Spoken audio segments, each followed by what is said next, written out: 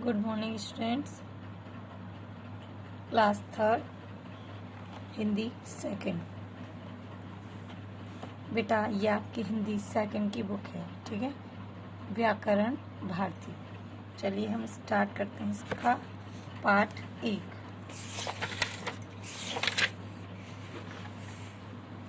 इसका पार्ट 1 है बेटा हमारी भाषा।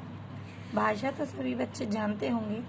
जब मनुष्य एक दूसरे की बातों को लिखकर या बोलकर प्रकट करता है, अपने भावों को प्रकट करता है, तो उसे हम क्या कहते हैं? भाषा। भाषा की डेफिनेशन, परिभाषा बेटा आप अपने शब्दों में भी लिख सकते हैं। किस तरह से? कि जब हम अपनी भाषा को लिखकर या बोलकर, या ऐसे लिख सकते हैं कि जब हम अपने मन के भावों को लिखकर या बोलकर एक दूसरे तक पहुंचाते हैं, तो उसे हम क्या कहते हैं? उसे हम भाषा कहते हैं। देखिए, भाषा दो प्रकार की होती है, बोलकर और लिखकर। एक होती है बेटा सांकेतिक भाषा। वह भाषा कभी कभी गलत साबित भी हो सकती है, इसलिए भाषा का व्याकरण में, इसलिए सांकेतिक भाषा का व्याकरण में अधिक योगदान नहीं है। चलिए स्टार्ट करते हैं।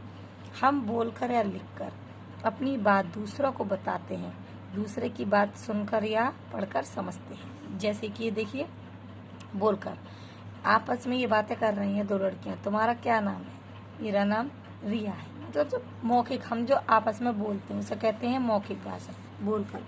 क्योंकि सबसे पहले जब बच्चा पैदा होता है बेटा, तो वह क्या सीखता है? सबसे पहले मौखिक भाषा को ही सीखता है।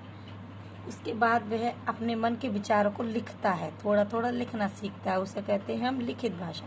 ये देखिए, ऐसे रोहन ने एक पत्र लिखा, रोहन पत्र लिख रहा है, तो ये होगी लिखित भाषा। दादाजी ने पत्र पढ़ा, तो पत्र पढ़ रहे हैं वो, तो क्या हुआ? ये बोलकर, मौखिक भाषा है, ठीक है। इस तरह से अब स्टार्ट करते हैं हम संकेत देकर। जैसे हम कभी हाथों का झाला देते हैं, कभी हम उंगलियां दिखाकर, आंख दिखाकर करते हैं, तो कभी कभी ये सांकेतिक भाषा हमारी गलत साबित भी हो जाती है। कभी कभी हम इशारों को गलत भी समझ लेते हैं। हम अपनी कुछ बातें संकेतों या इशारों में भी बता सकते हैं, लेकिन संकेत द्वारा अपनी बात बताना भाषा नहीं कहलाता, क्योंकि ये बेटा कभी कभी भाषा गलत भी साबित हो सकती है। तो ठीक है, आपकी समझ में आया भाषा क्या होती है? जब हम अपने मन के भावों को लिखकर या बोलकर प्रकट करते हैं। भाषा कितने प्रकार की होती है? दो प्रकार की, बोलकर और लिखकर, लिखित और मौखिक। चलिए स्टार्ट करते हैं। नेक्स्ट टॉपिक क्या है इसका?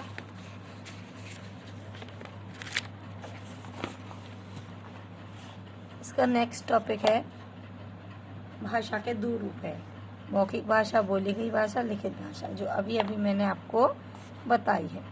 अलग अलग देशों में रहने वाले लोग अलग अलग भाषाएं बोलते हैं।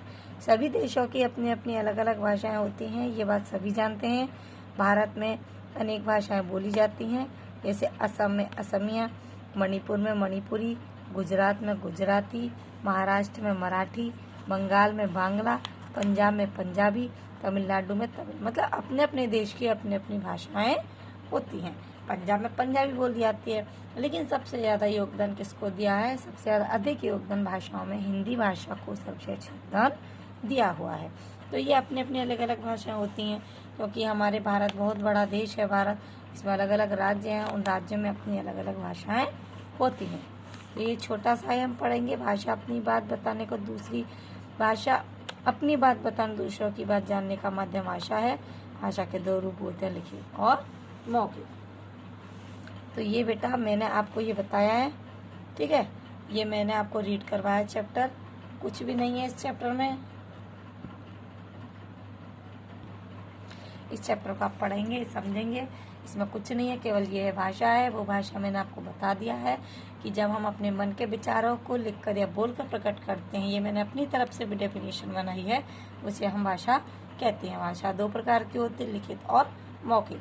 हमारे व्याकरण में सांकेतिक भाषा को अधिक तक योगदान नहीं दिया गया। तो अब बेटा हमारी यह चैप्टर है, इसे आप रीड करेंगे। अगर कोई प्रॉब्लम होती है तो आप मुझसे डायरेक्ट कॉल करके पूछ सकते हैं। इसमें कुछ नहीं है, केवल इसमें आपको भाषा के विषय में जानकारी प्राप्त करनी है। ओके बेटा, थैंक यू।